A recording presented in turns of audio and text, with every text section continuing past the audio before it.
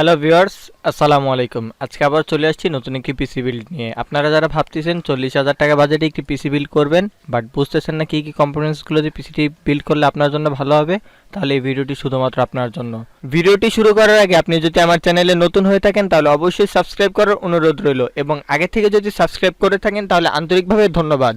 আজকের বিল্ডের প্রসেসর হিসেবে চয়েস করেছি AMD Ryzen 5600G একটি প্রসেসর। এই প্রসেসরটির যদি স্পেসিফিকেশনের দিকে আসি তাহলে এই প্রসেসরটির বেস ফ্রিকোয়েন্সি স্পিড হলো 3.9 GHz এবং ম্যাক্স টার্বো ফ্রিকোয়েন্সি স্পিড হলো 4.4 GHz পর্যন্ত।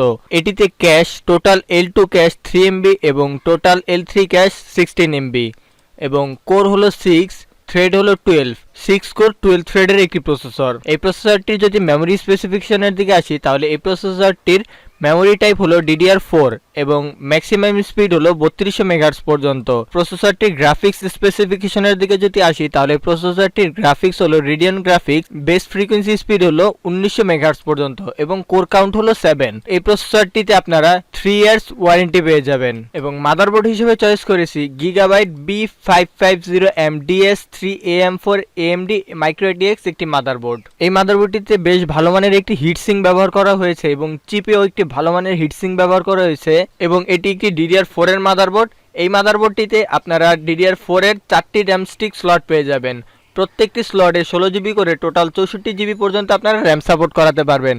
এবং এই মাদারবোর্ডটিতে আরও এক্সট্রা ফিচার্স হলো এই মাদারবোর্ডটিতে দুটি M.2 স্লট রয়েছে এবং PCIe 16 স্লটও দুটি। তো বলতে গেলে এটি একটি গেমিং মাদারবোর্ড। এবং র্যাম হিসেবে চয়েস করেছি Corsair Vengeance LPX 8GB 3200 MHz এর একটি র্যাম। আপনারা যদি একটু বাজেট বেশি বাড়িয়ে হলেও যদি ডুয়েল চ্যানেল র্যাম ব্যবহার করেন তাহলে পারফরমেন্সটা অনেক ভালো পাওয়া যায় AMD প্রসেসরগুলো দিয়ে। পাওয়ার সাপ্লাই হিসেবে চয়েস করেছি DeepCool DA50 500 ওয়াটের 18+ ব্রোঞ্জ পাওয়ার সাপ্লাই একটি। M.2 হিসেবে চয়েস করেছি HP EX90 250GB একটি PCIe M.2।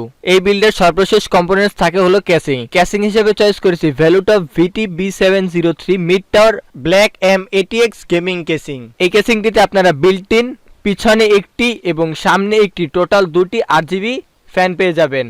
তো ভিউয়ার্স, আজকে এই পর্যন্তই ছিল। আপনাদের নেক্সট কত টাকার পিসি বিল্ডের ভিডিও চাই সেটি কমেন্ট করে অবশ্যই জানান, তাহলে আমি সেরকম বাজেটের পিসি বিল্ডের ভিডিও আপনাদের জন্য নিয়ে আসব। এবং আমার চ্যানেলে যদি নতুন হয়ে থাকেন তাহলে অবশ্যই সাবস্ক্রাইব করার অনুরোধ রইল, এবং যদি আগে থেকে সাবস্ক্রাইব করে থাকেন তাহলে আন্তরিকভাবে ধন্যবাদ। তো আজকে এই পর্যন্তই ছিল, দেখা হচ্ছে নেক্সট কোনো পিসি বিল্ডে। ততক্ষণ সবাই ভালো থাকুন, সুস্থ থাকুন। আসসালামু আলাইকুম।